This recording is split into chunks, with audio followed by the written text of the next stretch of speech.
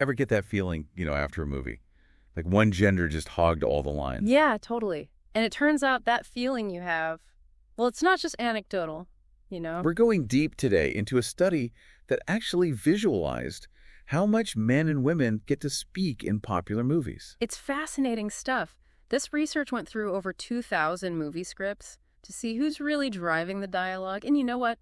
The results are pretty eye-opening, especially when you compare them to audience ratings for those same films. I'm intrigued.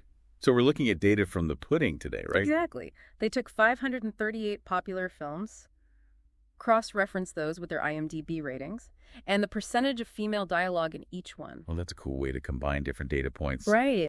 Awesome. Yeah. Are you ready to dive in? Yeah, let's do it.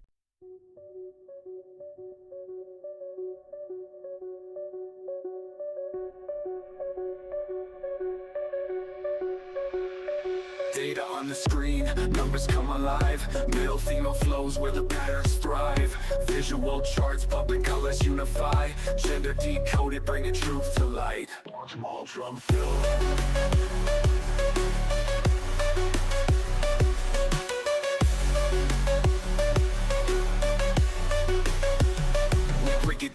We break it down, real talk. Trends unveiling, facts from every block. Here's your insight, watch the data glide. Gender decoded, let the beats collide.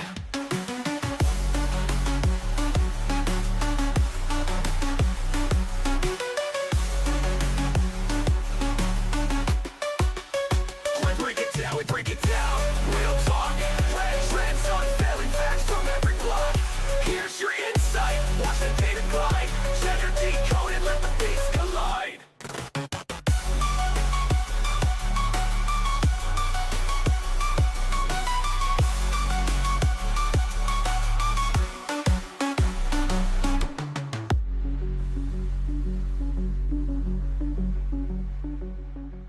Okay, so get this.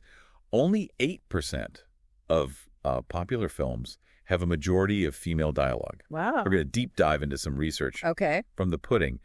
They analyzed over 2,000 screenplays, comparing how much men and women actually speak on screen.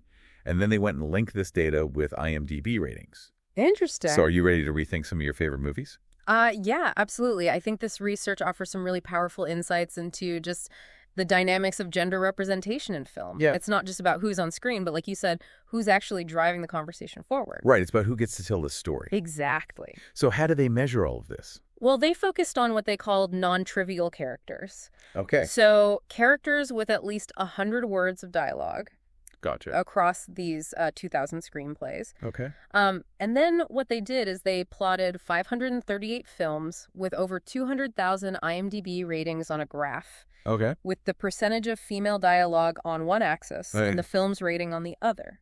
And then the size of each dot reflects the number of votes the film received. Oh, that's interesting. Yeah. So we're not talking about characters who just have a couple lines. No. We're talking about characters with real agency in the narrative. Exactly, yeah. Characters who are really moving the plot forward. Okay. And what's so striking right off the bat when you look at this chart is that there's this dense cluster of films Yeah. with 0 to 40% female dialogue. Wow. We're talking about classics like Shawshank Redemption, The Godfather. Oh, wow. Films set in worlds that have traditionally been dominated by men. Right. And that makes sense given those themes and the context. Mm-hmm. But I'm already wondering, is this just a reflection of the past or is there something more at play here? I think that's a key question. Yeah. And I think when we look at the films on the other end of the spectrum, Yeah. so those 42 films Okay. with majority female dialogue, we see movies like The Help, Bridesmaids, even Mean Girls. Mm. These are films with high IMDb ratings, Yeah. proving that, female-driven narratives can be both critically and commercially successful. So it's not that audiences don't want to hear women speaking on screen. No, absolutely not. But there's a huge gap Yeah. between those two groups. Yeah. Less than 10% of the films they analyzed have a majority of female dialogue. It's pretty wild. That's pretty mind-blowing. Yeah, and I think it raises some really important questions about why this imbalance exists. Yeah. Is it a matter of historical precedent, genre conventions, or something else entirely? Okay, let's unpack that. This is where it gets really interesting. Yeah, let's get into it. Yeah. Absolutely. Well, I think one factor we can't ignore is the historical context, right? Yeah. Like, think about classic genres like Westerns, gangster films, war movies. Uh-huh. I mean, they were practically built around male characters and perspectives. Yeah, it's like those genres set the stage for decades of storytelling, often relegating women to supporting roles. Right. With limited dialogue. Absolutely. And Yeah. I think that historical legacy continues to influence filmmaking today. Right. But there's also the question of, who's making the decisions behind the scenes? Yeah, you're talking about like the writers, directors, producers. Exactly. The people who are deciding which stories get told and how they get told. Exactly. And for a long time, those positions were predominantly held by men. Right. And it's natural for storytellers to draw on their own experiences and perspectives. Of course. So it's no surprise that we see this reflected in the types of characters and narratives that have traditionally dominated Hollywood. It makes you wonder if there were more women in those positions of power behind the camera, would we see a different kind of storytelling emerge?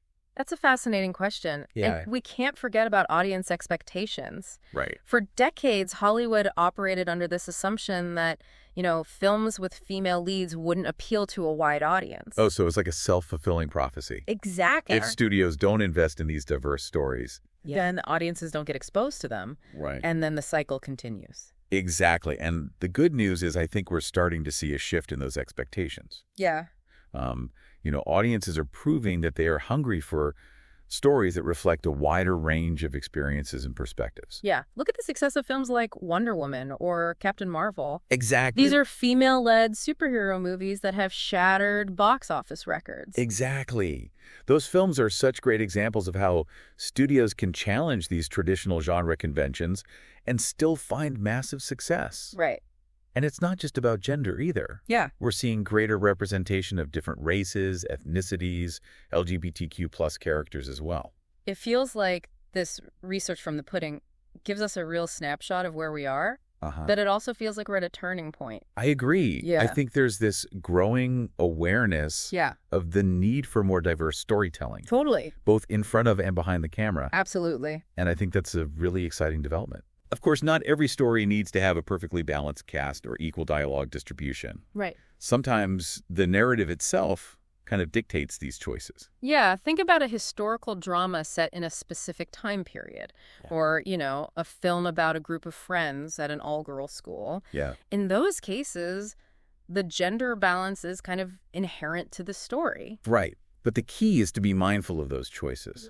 Like, are we using those settings and characters to reinforce tired stereotypes? Exactly. Or are we using them to explore complex and nuanced themes? Yeah, I think that's where the real artistry comes in. Yeah. It's about telling authentic stories that resonate with audiences while also challenging us to think critically about the world around us.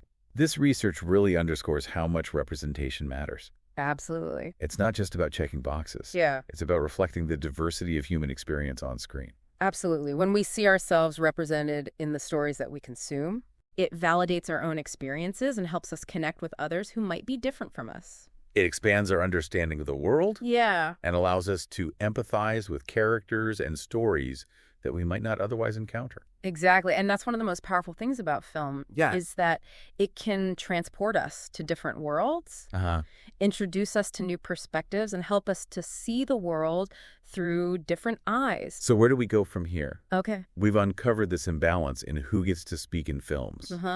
What can we do with this information? Well, I think first and foremost, we need to continue having these conversations. Yeah. The more we talk about representation and inclusivity, the more we normalize it as a critical part of filmmaking. And we need to hold the studios accountable for the types of stories they're telling. Absolutely. And the people that they're hiring. For sure. To tell them. 100%. Yeah, it's not just about complaining about the lack of representation. Right. It's about actively seeking out and supporting films that are doing things differently. Exactly. And we can use our own platforms to amplify the voices of filmmakers and actors from underrepresented groups. Yeah. We can share their work, recommend their films, and help them to reach a wider audience. It feels like we're on the cusp of a real sea change in Hollywood. Yeah. There's a growing demand for more inclusive storytelling, and audiences are proving that they're ready for it. I'm optimistic. Yeah. I think we're going to see a lot more diverse and innovative films in the years to come. So what does this all mean for our listeners? Okay. Why should they care about who gets to speak in the movies that they watch? Well, because it shapes our understanding of the world. Yeah. When we only see a narrow range of perspectives represented on screen, it limits our ability to empathize, connect, and engage with the full spectrum of human experience. It's like looking at the world through a keyhole.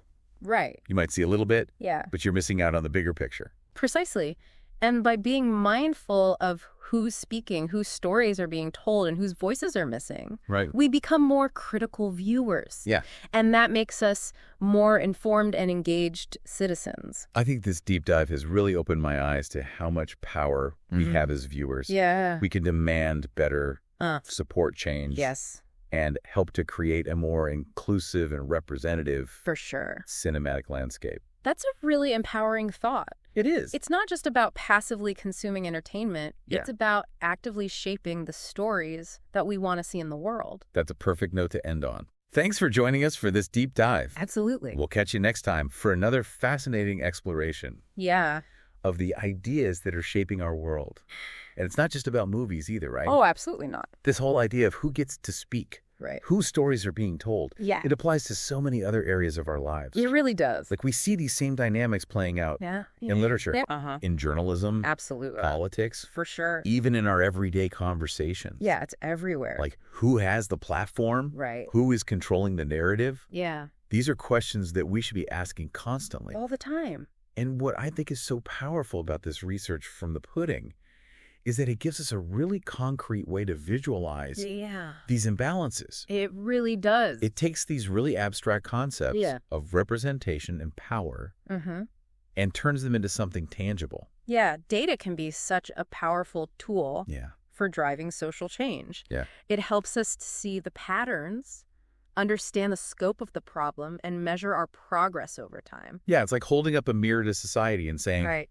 okay, this is where we are. Uh-huh. Now where do we want to go? Exactly. And it empowers us to make more informed choices Right. about the media we consume, the stories that we support, and the Right. voices that we amplify. Thinking back to those films with a majority of female dialogue, Right. did the research highlight Yeah. any common themes or trends within that group?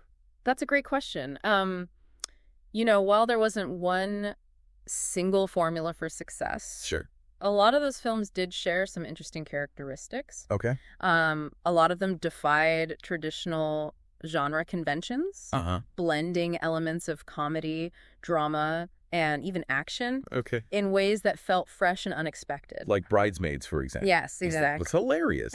But it also deals with some really complex themes of female friendship and self-discovery. Totally. Yeah. And then films like Thelma and Louise and Kill Bill, subverted the male-dominated action genre by centering these strong, complex female characters who were both physically and emotionally powerful.